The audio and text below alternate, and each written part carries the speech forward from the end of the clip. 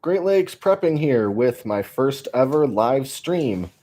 We're going to see how well this goes. I've never done really any kind of live anything before, and hope everything goes smoothly. I don't have what you might call a natural performer's ability.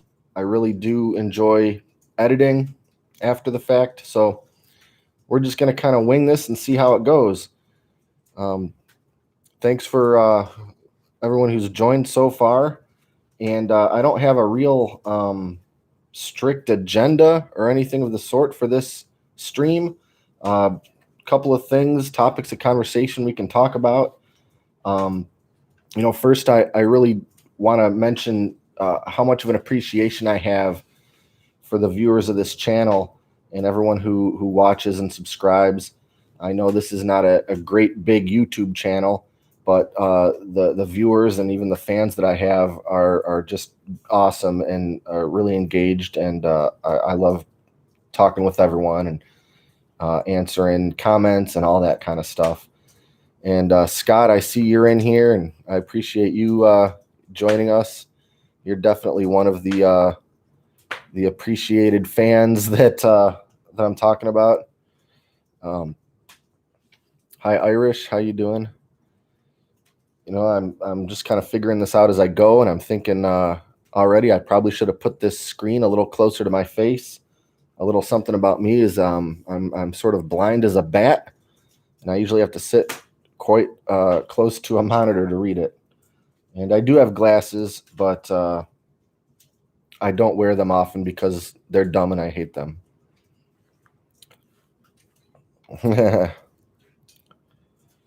Nah, Scott's cool. He's not gonna get a big head over this. So I figured I might just sort of talk about some of the some frequently asked questions that I get from people through the YouTube comments and Facebook, and also just people emailing me directly. So we can kind of, yeah, they are dumb. I don't care for glasses whatsoever. I had to start wearing them when I was 2 years old, and going into ninth grade, I decided that I was going to stop wearing them and just be done with that whole thing. And I didn't wear them again for about 20 more years. So, talking about frequently asked questions, it's funny. The question I think I get more often than anything else, and it's probably because it's about the video of mine that gets the most traffic, is, do I need to use oxygen absorbers when vacuum sealing dried goods in a mason jar? And I made that video a long time ago, so I guess I need to go back and watch it and be for sure. But I feel like I explain it in the video. But the answer is no. You definitely do not need oxygen absorbers if you're vacuum sealing dry goods in a mason jar. That's really the whole point of the vacuum sealing. It's a alternative to the oxygen absorbers. And I think it's a great alternative, and I don't use many oxygen absorbers at all because of that.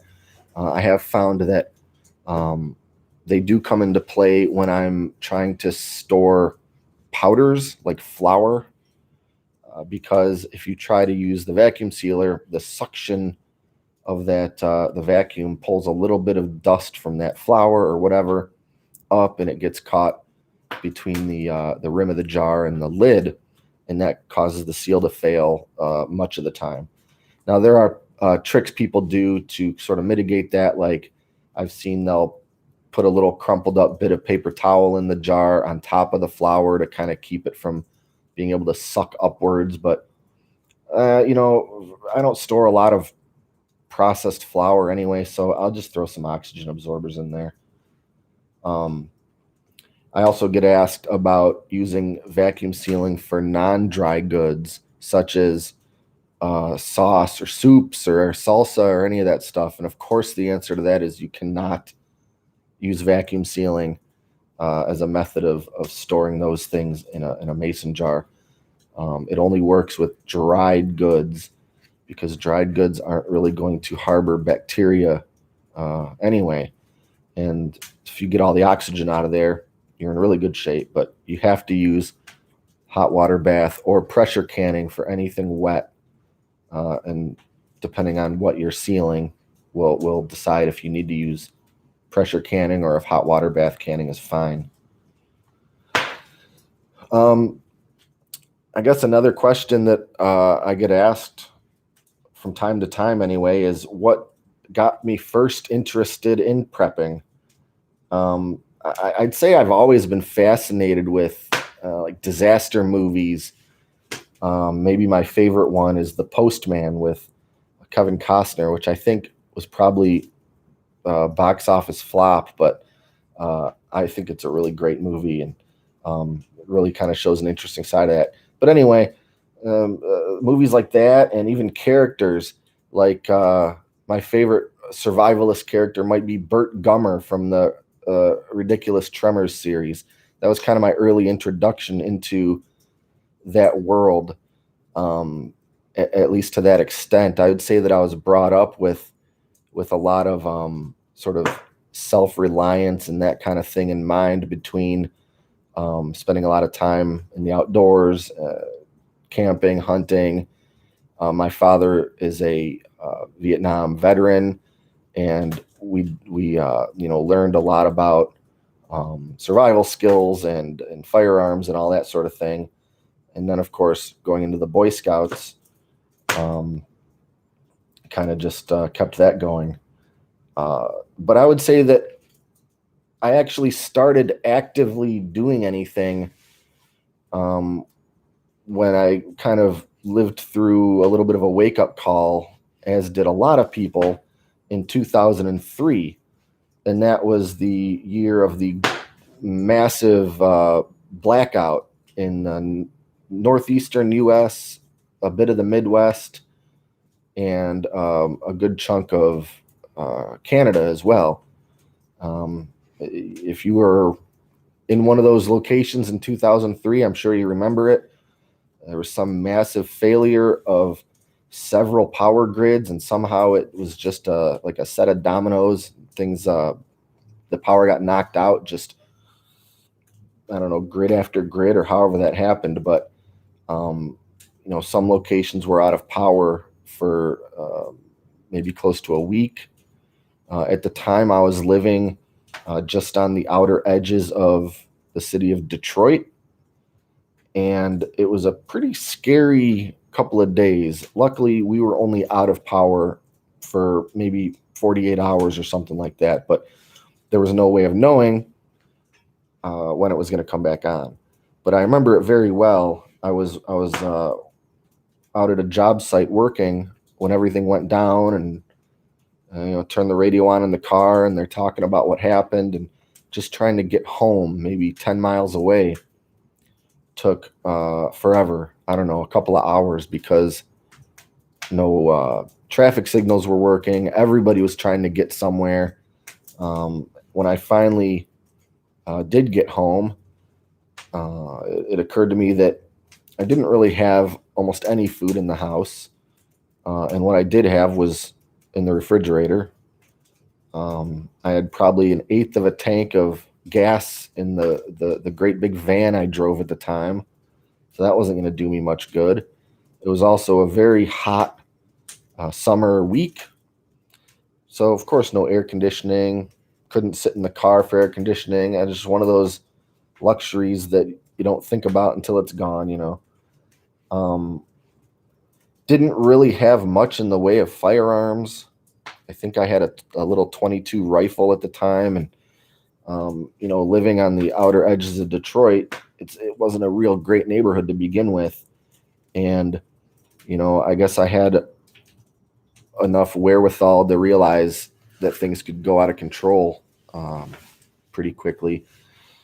I didn't personally end up witnessing any kind of violence or looting or societal upheaval, luckily, but by the end of the second day, there was already reports in neighboring sort of communities of looting and violence. What I found interesting was the first night of the blackout, there was almost like a party atmosphere in the neighborhood. It was kind of a block party almost, because everybody was emptying out their fridges in freezers and having barbecues, cook everything up, have a big feast before it all goes bad. And we did the same. Fired up the grill in the backyard, and um,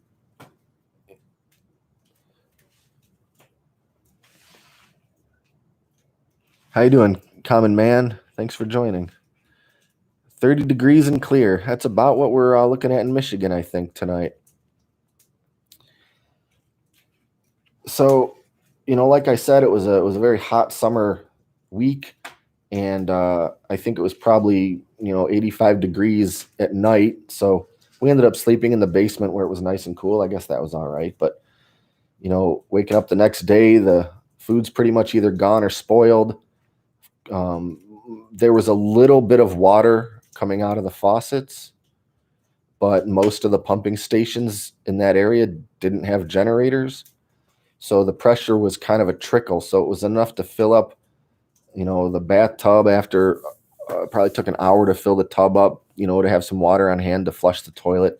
I was apprehensive about drinking it because, when the water pressure fails, you get worries with back pressure or whatever. Anytime there's a water main break, they tell you don't drink the water for however long, or make sure you boil it or whatever.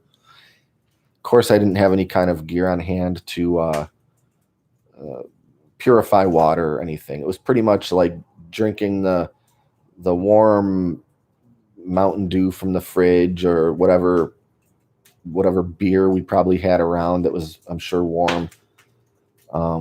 Some bags of chips I think we had on hand, but that was it. Another 2 more days and we would have pretty much just had to get in, maybe combine all the gas from both cars and all the lawnmowers and everything, and just head to a different part of the state where they had power.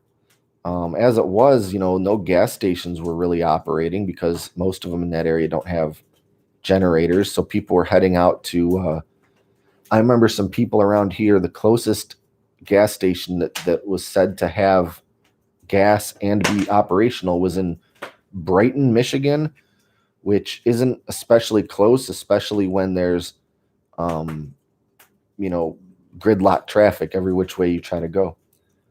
So we could have tried to just get out of town. And I suppose that's what we would have done if it lasted another couple days. But anyway, we came out of it fine. It came back, all the electricity came back on for us pretty quickly. But it was just a wake up call, faced with just how screwed we could have been. And then between then and now, I've obviously become pretty prepared for any kind of situation like that. Backup power, dried goods to eat, lots of redundancies, for that exact sort of pickle. And I guess that's probably the kind of disaster that's just always been in my mind in talking about preparedness. An outage, an extended outage of municipal services, and a situation such that you probably shouldn't think about relying on outside help for a while. If EMS needed to come, or police or anything, who knows if they could have got there or if they even would have tried. I don't know. I'll say that we've been lucky, or I've been lucky, that between then and, I'll say, 2019, the only time that a lot of this preparedness ever came into play was for ordinary power outages where I was pretty much fully operational in my house, even if the rest of the neighborhood or city were not, or major snowstorms where you just can't really get anywhere.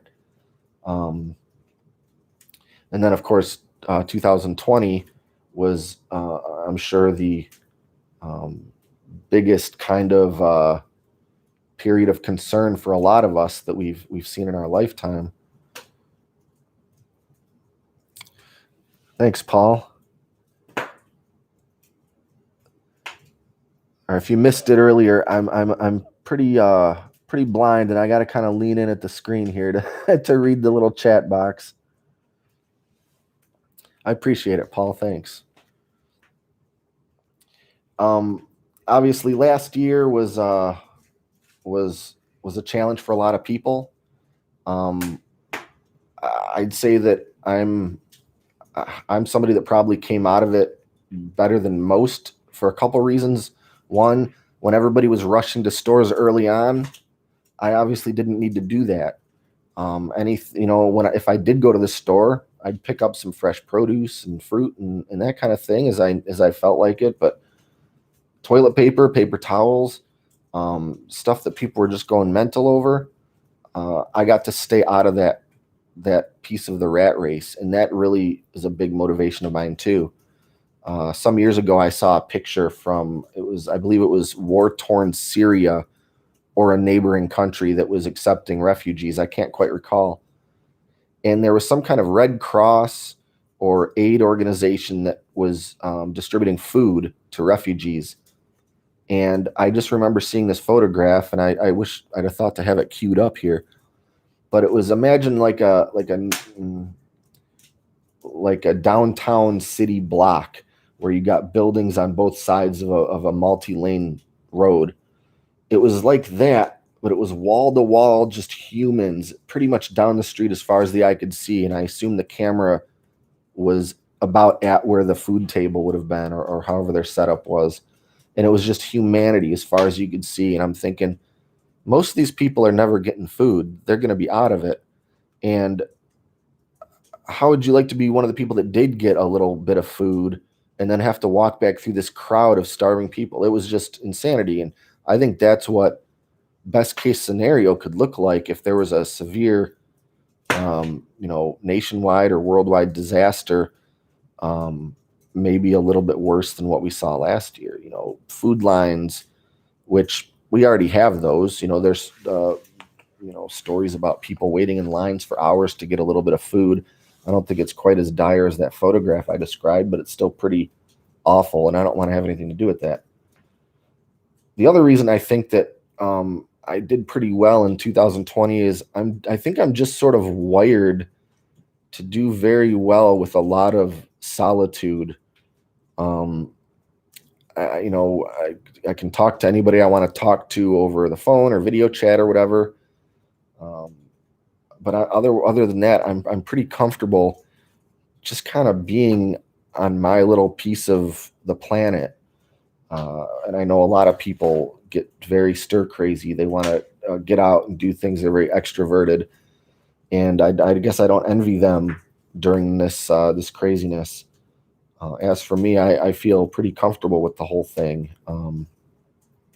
I don't want it to go on forever, obviously, but I think I've fared better than a lot of people, and for that, I'm awfully thankful.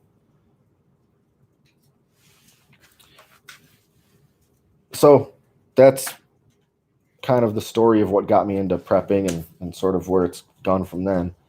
Um, I will say that I think a lot about it, of course, in making these videos and just for my own, I guess, learning. Uh, I think prepping has different stages to it. When people start out, and you can see this especially if you use websites like Reddit or other forums where you get a lot of new preppers asking, how do you get started? What stuff should I go out and buy? And I think when everybody gets started thinking about prepping, it's just, I need to buy stuff. I need to get a bunch of things. And that's true. You need to have supplies on hand in case you suddenly can't get supplies. And then from there, it kind of goes to, okay, how could I have backup systems for if something goes wrong, like the power grid or what have you, and you start thinking about generators and solar power and all that, and outfitting your current living situation to be able to, I guess, stay operational during some kind of disaster. But ultimately, I think that the end game, if you were to maybe consider the evolution of the idea of prepping, I think that the ultimate end game or objective takes the form of basically homesteading, uh, where if you want to take it past kind of what you can do with your own home right now, uh, it's almost like you have to um, get out of town, go to the country and operate a homestead and be as self-reliant as possible. How you doing, Alma? Thanks for joining. And Lori, I see you in there too. Welcome.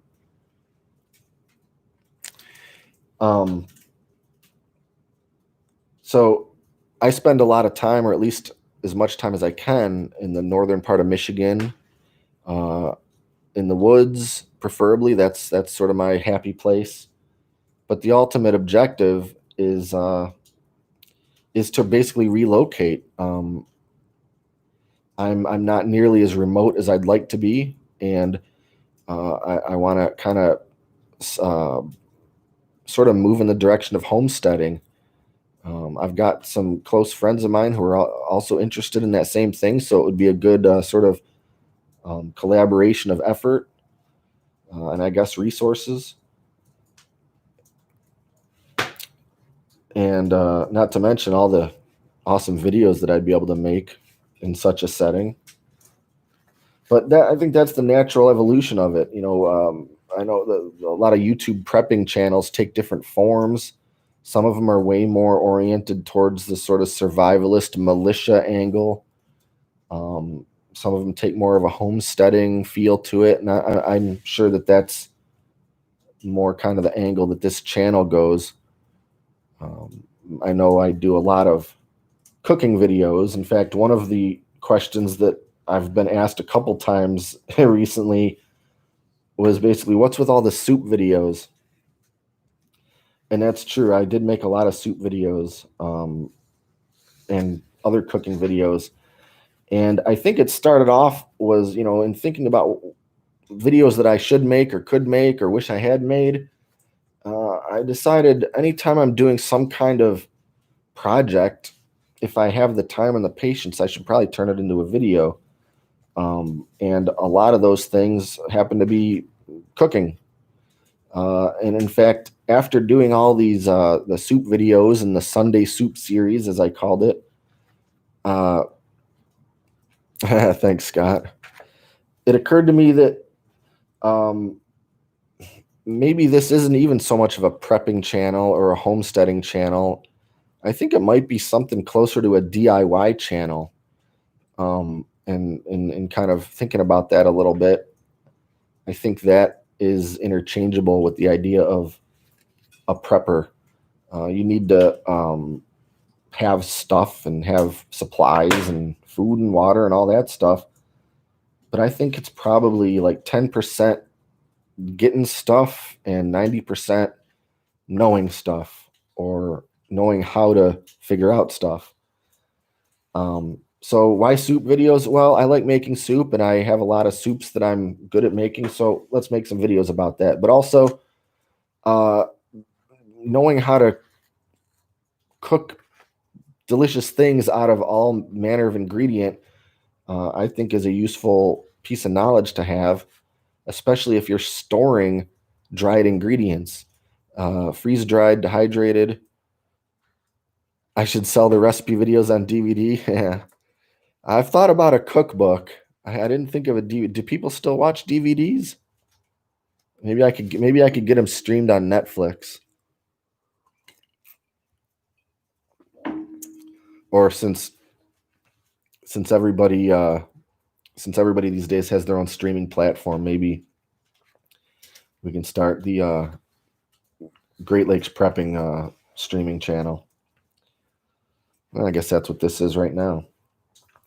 So anyway, if we're talking about having a lot of stored ingredients on hand, be it frozen or dehydrated or freeze-dried, the one thing that those all have in common to me is that you can make soup with all of them. How you doing, Michigan country?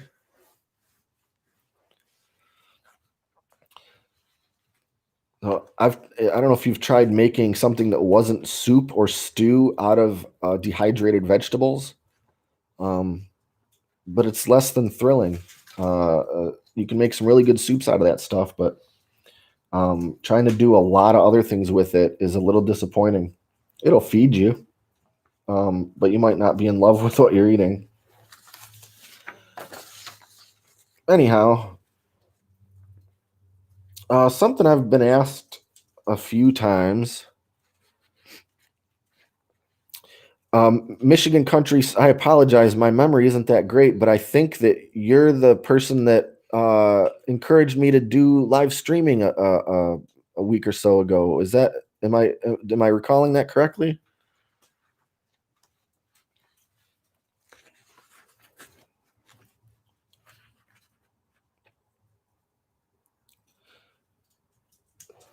So another thing that I've been asked a handful of times is people like to talk about bartering. Do you store any extra things specifically for the purpose of barter? I know that's a common topic in prepper forums and videos and so forth. And I guess I have a lot of opinions about it. Um, I don't personally store a lot of extra stuff specifically with bartering in mind. That's sort of, I don't know, that's sort of planning for a full, complete, utter, and total collapse of society. And I think that I've got a lot of work to do before I feel like I've done as much as I could just for, I'll say, a situation that's not even to that level. So I just don't know about skipping way beyond and kind of planning for the, post-apocalyptic days when I'm not even quite comfortable with the power grid goes down for a month days. But the way I think about it is, I guess anything that I have a lot of extra of could end up being used for barter. It's just going to be a matter of prioritization at the time. If I have tons and tons of, say, dried white rice, which I do, but I really, really need a thing, I don't know what, a part for a generator, I just don't even know, medicine, and I meet someone that has that thing, but they're starving to death, trade a jar of rice for that thing I need? Yeah, I'm sure I would. I'd say that the things that I stored lots of extra for are probably, I guess I probably more have in mind that I would try to help family members with that rather than specifically trading it with strangers for things. I don't know.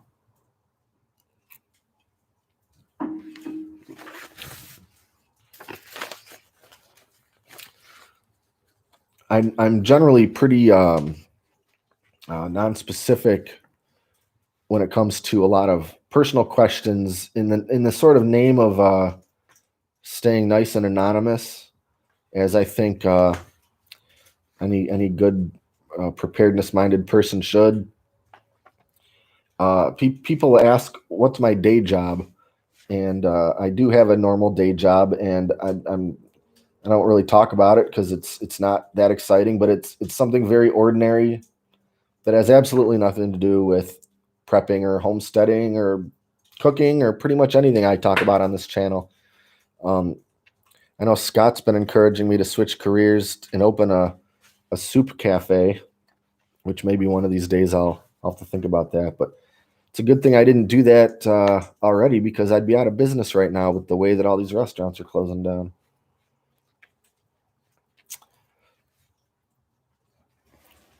Thanks, Pager. Thanks for joining.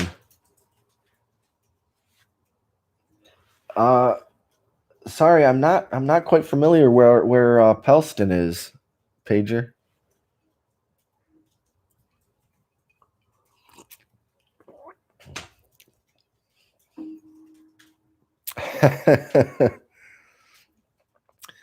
Well, Scott knows some cuisine when he sees it, I guess.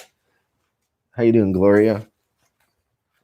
Sorry, I know I keep leaning way in here and towards the camera, but I've got to lean in to see the text on the screen. Next time, I'm going to figure out how to enlarge the text before I get started.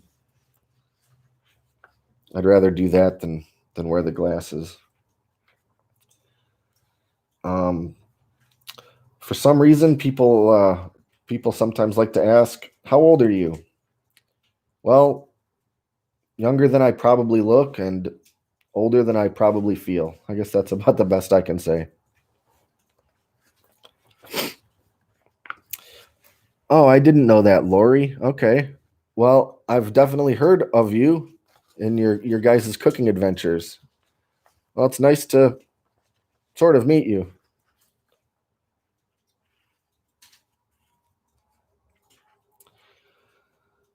Um, Another question that I've gotten at least a couple of times in the last little while. What's the number one most underrated prep that you would stock up on? And well, anytime that I got that question before last year, my answer was always latex gloves or other disposable gloves. Um, Partly because, um, well, if you don't have a lot of water to wash your hands and you got to do something yucky, you got your gloves. Um, if you need to tend to any kind of medical problems, you got gloves. You just and I'm a little bit of a germaphobe as it is, so I've always kind of worn rubber gloves or dish gloves or some kind of glove to do all sorts of things. I have a weird. I think someone called me a texture phobe once. If it's slimy and wet, I can't touch it with my bare hands. But anyway, I don't think that that's necessarily considered underrated after last year when everybody was freaking out trying to get their hands on really any kind of sanitary or medical supply or anything of the sort. Um, Again, I was lucky to be pretty well stocked up on that, and I didn't have to really worry about it. But um, it's hard to find a lot of the gloves right now, and the ones you find are about 3 times more expensive than they were a year ago. And I don't know if it's still the case, but a month or two ago, one of the biggest, uh, I think, latex glove manufacturers in the world had to shut down because of too many infections or something.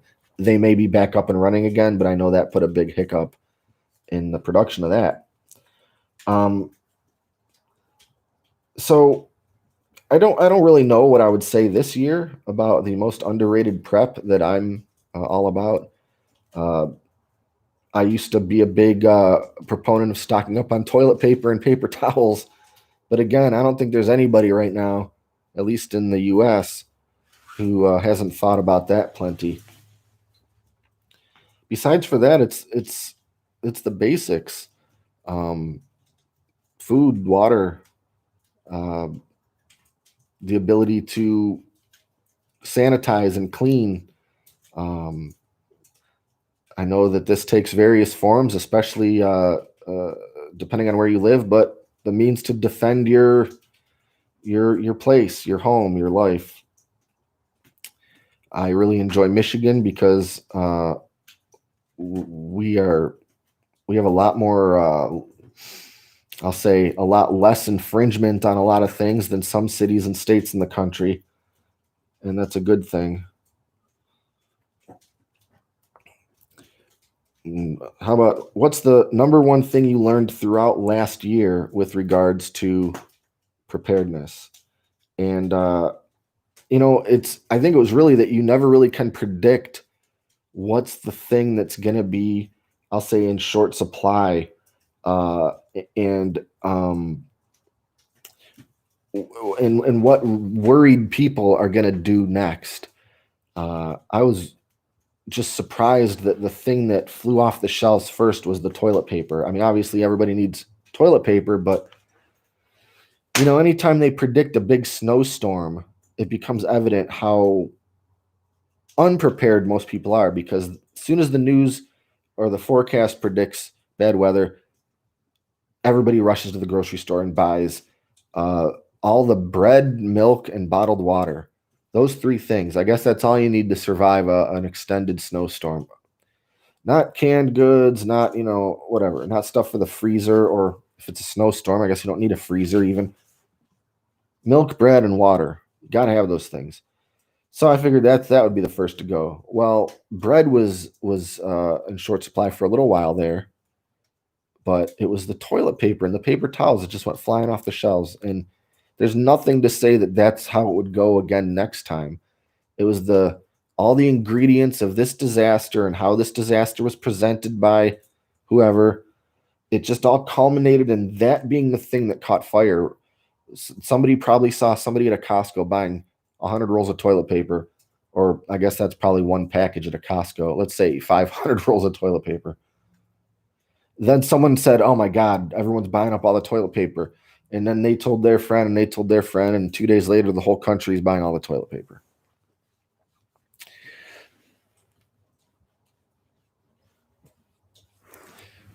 Oh, you only had small gloves? Ah, that sucks. I've tried to put those on, and they usually just split. Even them little the nitrile ones. Yeah, that's got to be a pickle. I hope you guys are in better shape than you were back then, with regards to being supplied. Um, I don't know how people in your field kept and keep their sanity through a lot of this. Um, Again, it's a world that I guess I'm completely outside of, and I have a lot of appreciation uh, for the people that are basically you're putting yourself in harm's way under, you know, a full shift of terrible circumstances, because it's your job, and to help other people. And I have a lot of respect and appreciation for everybody in the healthcare field, and I know that I don't have it in me to do it.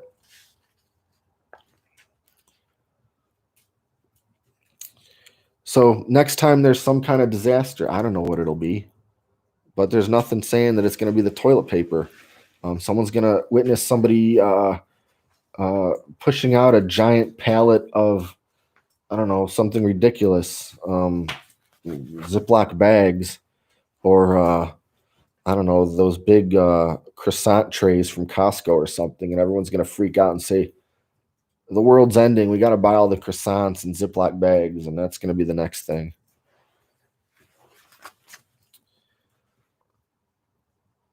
Yeah. So that's all the sort of frequently asked questions that I thought to jot down, that I get, occasionally or regularly. Uh, I haven't really structured this live stream much past that, but I guess I managed to talk for almost 40 minutes just on that. So I guess that's pretty good. I'm interested to hear what people think about this, about the live stream, or um, uh, if this is something that you'd want to see more of, and if so, I'd love to hear any thoughts on topics of discussion, or anything of the sort. I've got a decent, I guess, setup for this with the fireplace back there, and um,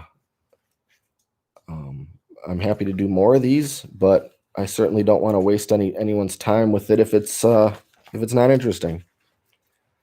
Um, Laura, you said, have you vacuum sealed ingredients for non-yeast bread? I've dabbled in that a bit, but it's something that I've wanted to play with more, and that's making breads without yeast, because it's definitely something you can't store for long periods of time. Once that packet of yeast expires or that container expires, it's toast. So then you got to either start looking into making your own, like sourdough yeast, which I have not done. I've thought about getting into that, or non-yeast breads, with the exception of quick breads like muffins and biscuits and that sort of thing. I haven't really done anything with that. Yeah, buying up when they were buying up all the bread, and then everybody was like, "All right, we can't get bread. Buy up all the flour and yeast," and then other people wanted to bake during their time at home, and it's still hard to find yeast at some of the stores I go to. Kroger, I haven't seen yeast on the shelves there in months, but some of the smaller specialty grocery stores, they still have it, and I've been able to buy it on Amazon in the sort of little jars. Um, but I wish it was one of those things I could just stock up on for a lifetime and not worry about it, but you can't do it. Kind of like flour. Flour will go stale and eventually even rancid. So um, I've got a lot of wheat berries, but of course that means you're pretty much limited to whole wheat bread. And and you got to grind it all yourself when it's time to use.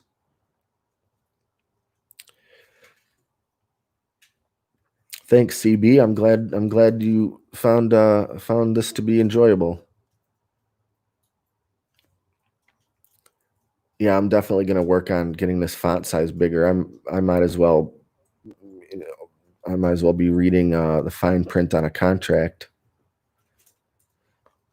Scott, I haven't personally made it. Back in the '90s, I recall my dad went through a hardtack kick for some reason. He was getting kind of interested in um, survival foods and foods that you could take backpacking, that sort of thing. And he started making all of the old timey, Civil War era foods. And I remember trying to take a bite of the hardtack and it not working because you can't bite through it. And he said, no, you got to soak it in coffee first. That's how they ate it back then. I said, all right. So I guess luckily when I was that age, I drank coffee. So that's how we ate it. I wouldn't say it was good. There wasn't really anything enjoyable about it. It was more just doing it to know that you can do it, which honestly, that's what half the stuff I do is.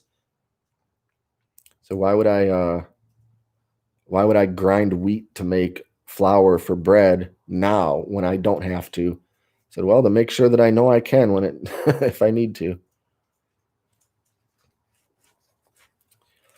Yeah, I need to look into that one more, Scott. The hardtack and the homemade pemmican and all that stuff. Um,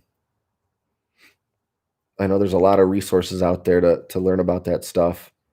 Um, but those are good ideas.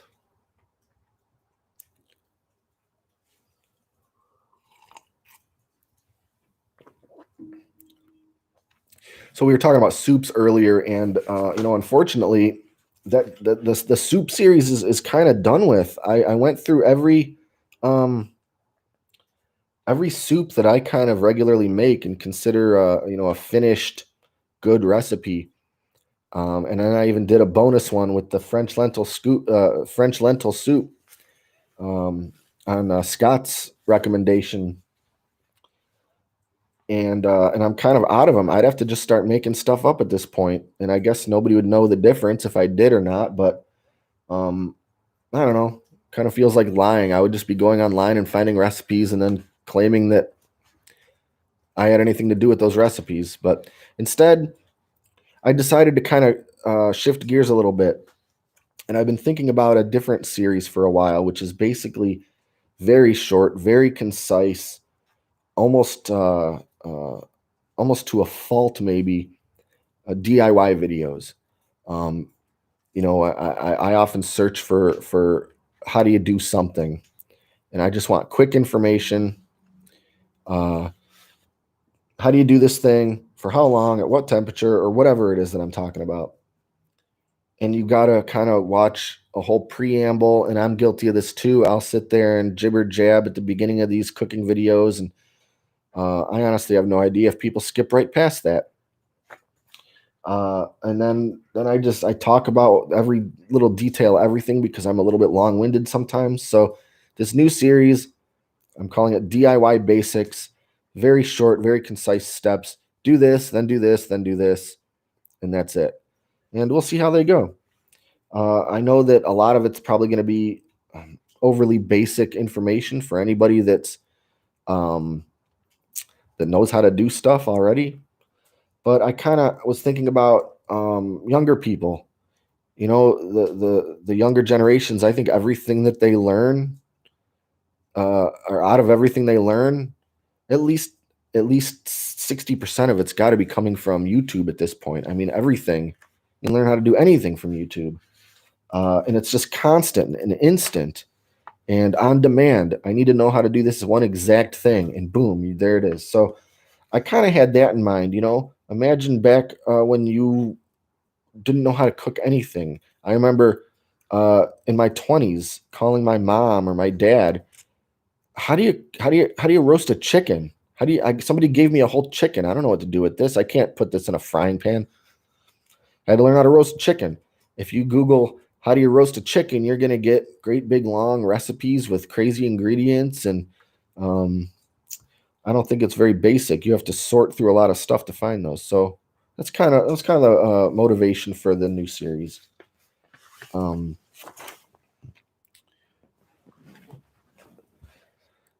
CBUS, do I dehydrate soup starters? Yeah, a little bit. I've done a couple videos on that. I did one with it was a chicken rice soup, and everything was dehydrated and sort of a meal in a jar kind of a thing, except for the chicken itself. And it would have been fine without any meat, I guess, but it sure was good with some real chicken in there. And the recipe actually had in mind having it work with wild rabbit. But when I decided I wanted to make that video, it wasn't rabbit season, and I didn't want to go out and try to buy a rabbit. And I don't. There's no normal stores around here that sell rabbit. There's a well, you know what? I don't know. Maybe there is. I guess I just didn't look hard enough. I said I'm going to just use I used a Cornish game hen because it's, I don't know, roughly the size of a rabbit. Came out really good. Another one I did was and I was really happy with it. I did chili mac. One of Mountain House's best-selling flavors is their chili mac, and it's good. I like it. But I thought I bet I could make this for a lot cheaper. Or I could get a lot more of it for cheaper. Mountain House is pretty expensive because a lot of resources go into freeze drying things and packaging it the way they do. So I did a video where I made two versions of chili mac. One used real fresh, I'll say fresh beef, fresh ground beef, and another one used freeze-dried ground beef that I bought. And everything else was dehydrated or dried pasta or whatever. And they both came out tasting really great. And I was super happy with that recipe because I didn't have to rely on having fresh meat. It was all dried. It was all 100% in this jar sitting on the shelf. It was really tasty. And you can find that whole video on the channel if you're interested. I did another one. I make a potato soup, and I tried to make a completely dried version of it. Powdered butter, powdered milk, freeze-dried bacon bits. It wasn't that great. It was okay, but dehydrated milk does not taste the same as milk. Powdered butter doesn't taste quite the same as butter. It wasn't that great. You could live off of it, but I think next time I would take those ingredients and do something else with them.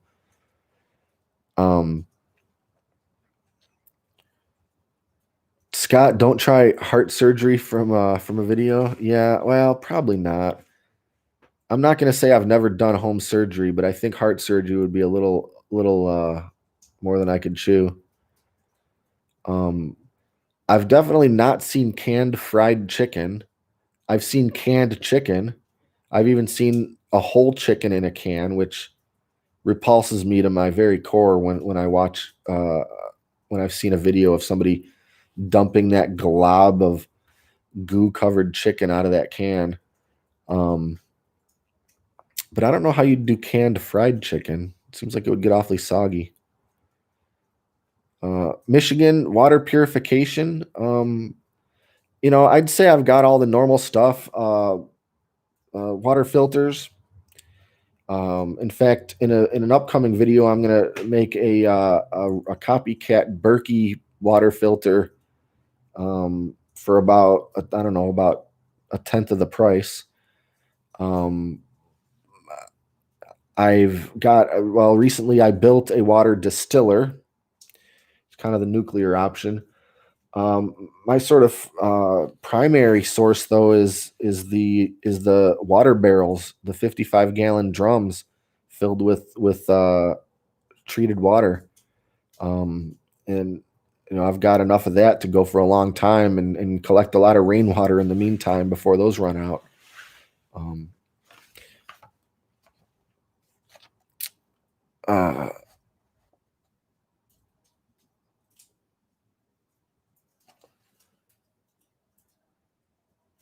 Lori, have you seen that chicken in a can I was talking about? Garcia, yeah, welcome. Yeah, the water distiller. I did make a video out of that. It must have been about 2 months ago or so. It's on the channel for sure. Just browse or search for distiller or water distilling or something like that. Yeah. Well, I guess I've been on here, getting close to an hour. If everyone, if anyone has any questions or thoughts, I guess throw them out there. Um, I'll be happy to keep talking. Other than that, I guess, I'm just as fine wrapping this up too. And how's the volume sound? Is the volume good? Is the sound of the crackling fire distracting? Anything like that? I suppose I could have wore some headphones to hear what you guys are hearing, but I didn't think of it.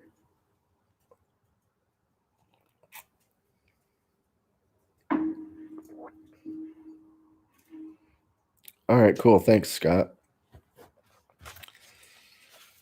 So I'll have to remember all my settings and do this the same next time. Yeah, I know. I got to think about the camera positioning. I've got the camera in front of me, but the screen and the microphone to the left of me. Lemon juice, that's a good one, Michigan. I wonder how long that lasts on the shelf unopened. I do recall um, going to use an opened container of lemon juice and it being so putrid it was almost black in color, but it had probably been in the fridge open for 6 months or a year. I don't think it lasts that long once you open it, but I wonder what the shelf life is when it's unopened. Alma, I can drink the rainwater I collect. I haven't yet. I collect a little bit of rainwater for the garden, but I want to sort of scale that whole operation up. I've got a little bit of a solar backup system, and I want to tie in a sort of a motorized watering system with rain barrels, I guess, just to save from having to spray municipal water on the garden. It seems like a waste when the rainwater's just right there. But I could definitely filter or purify the rainwater if I had to, especially after I build my copycat Berkey filter in an upcoming video. It's crazy how much those things cost. And if you don't mind not having the stainless steel container, you can build your own so easy for so much cheaper.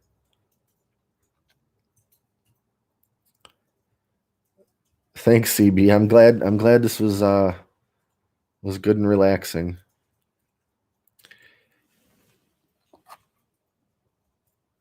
Hi, oily prepper. Nice to have you. You know, I should figure out how to show pictures or something on this thing. I did learn something. I learned a valuable lesson yesterday. Uh, I wanted to clean my oven, and I haven't cleaned that oven in far too long. And so I got myself a new can of that hardcore oven cleaner spray, and I cleaned the whole thing, and it works really well. This stuff is just toxic waste, but it works really well. And it worked so well that I thought I'm going to use this on the cooktop too. And man, all that old dried crap that gathers around the burners came right up. And because I am stupid, I had no idea that A, parts of the outside of my range are aluminum, and B, oven cleaning spray chemically etches aluminum. So everywhere that I got a direct splatter of that stuff on my gray aluminum panels on my whole range, it ruined it. I'm not gonna say it stained it, but it kind of looks stained. Um, like if you gave a couple of squirts of a water bottle of dark paint on the top sort of control panel and the whole front of the oven door. It's just a freak show. And the oven is so clean, and the whole thing works so well that I just can't bring myself to replace it because I ruined the way it looks. But it's going to show up in all my cooking videos, I'm sure. This ridiculously idiotic looking range. And there's nothing I can do about it. Maybe in the springtime, I'll take it apart and think about spray painting those parts or something like that, at least to make it all look consistent.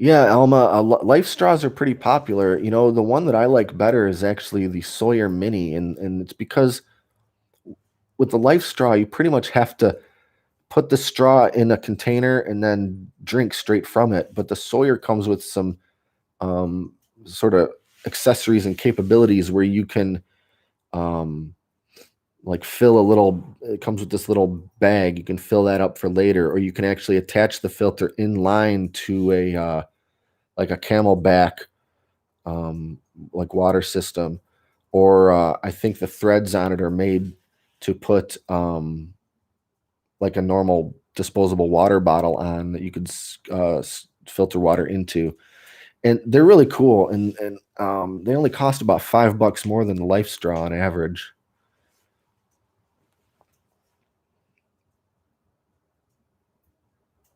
Let's see. How do I heat my home in a blackout? First line of defense is the generator. Once the generator's running, as long as there's still gas flowing into the furnace, I can run the blower and everything else. And I've definitely done that in the past. Second line of defense, um, fireplace. I hope to never have to rely 100% on that, because then I have to start worrying about other things freezing that are in the basement or other parts of the house that aren't heated the same.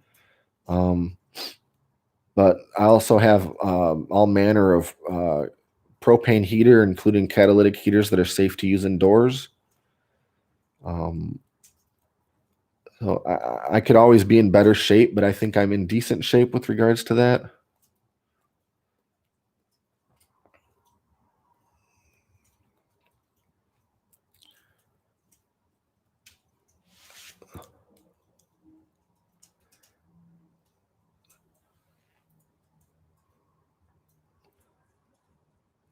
Oh yeah, Alma, I would definitely filter it first. Um, Filter the rainwater. Depending on where you live, I'm sure it's perfectly fine. If you're getting it straight from, you know, I don't know, I don't know much about, I guess, meteorology, but if you're getting water that was evaporated into the clouds from a very clean place and not a disgusting city or something, but even once it lands on your roof and runs into your gutters and down into a barrel, yeah, you're probably picking up all sorts of yucky stuff just from that. So I would definitely filter it. Um,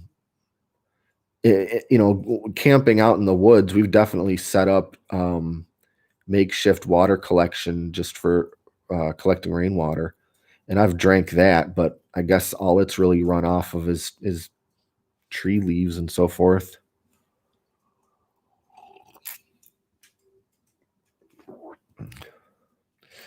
CB, thanks. That's my goal in life, is no drama. I know that there's a million things that we could be talking about right now that would be very drama filled, considering the last week that I'm sure everyone's seen. But I'm just a little bit burnt out on it already. It's a severe situation, and everyone's got a lot of thoughts and feelings on it, but it's just too exhausting to spend all my time on it. So I'd rather talk about soup than that.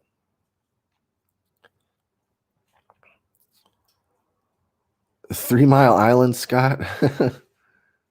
I've definitely heard of 3 Mile Island, and I'm glad that I don't live especially close to there or any other nuclear facility, at least not that the government's telling me about. Um, CB, yeah, you can definitely use the Mr. Buddy indoors. Obviously, it's you know, you got to use caution, but it's a really good heater. It's got sensors in it. If it detects, I forget if it's low oxygen or high carbon dioxide, one of those. If it detects, it'll automatically shut off. If it tips over, it automatically shuts off. They're really good. I've got a couple of the cheaper versions that Coleman makes where it's pretty much just the heater element that you screw to a can, no safety features. Um, I won't really use those indoors if I can avoid it, but the Mr. Buddy heater or whatever it's called is a great option. Somebody told me a while back about kerosene heaters that are safe to use indoors. I just remember when I was a kid, we had this giant thing that we called a torpedo heater that we would use to heat the garage if we had to work on the cars in the winter. And this thing used kerosene and it smelled like you were just burning a big pile of kerosene. Like you could feel your brain becoming damaged just being in a garage with the door wide open. So that's what I think of when someone says kerosene heater. But apparently these days they make these crazy clean kerosene heaters that are rated for indoor use. And I guess that's cool. It's another option, but I'm never going to feel comfortable with that. And I'm not sure why. Just a tank of combustible rocket fuel just sitting in my house that's got a candle wick in it. I don't even know. I don't trust it. I guess a compressed can of propane, maybe that's not much better, but I feel like there's less I can screw up with an enclosed propane can rather than some sloshing cauldron of kerosene. But, mm. Oh, diesel truck repair. No, I don't think I want to. You know, this is super weird, but the smell of diesel makes me sort of retch. If I'm behind a big diesel truck that's not, I guess, particularly new, this like a school bus, even the smell of that burning diesel makes me almost nauseous. I don't know why. I guess I didn't grow up around the stuff or something. But well, I had fun doing this. I guess you guys have given me some good feedback, and I'm definitely happy to do this again. Have another discussion. I don't know when. Maybe in a week or two. I'll be sure to schedule it in advance so you can see. And you know, if you haven't already, click the like and subscribe. That really helps me kind of with my visibility for finding new viewers and expanding the audience a bit. Yeah, and in the meantime, shoot me a message if you got any thoughts, anything you want to talk about in another video or just anything. Um, you can comment on the Great Lakes Prepping Facebook page. Leave a comment under this video, or email me. My email address is in the About tab on the YouTube channel. So thanks, Scott, Lori. Nice to talk to you, and thanks for everyone else um, that joined. I recognize some names I haven't seen before, so I certainly uh, appreciate everybody tuning in. Is there another forum I use in case I don't catch you on the live? Well, I usually put out 2 or 3 YouTube videos a week that are not live, and I'll post updates as regularly as I think to on the Great Lakes Prepping Facebook page, and I also share stuff to Instagram, but I don't do that, I guess, with any real regularity. Um, yeah, yeah, you're right, Alma. For my own sanity, I should deactivate Facebook, but when it comes to I guess spreading the word on a YouTube channel, it's all about the branding.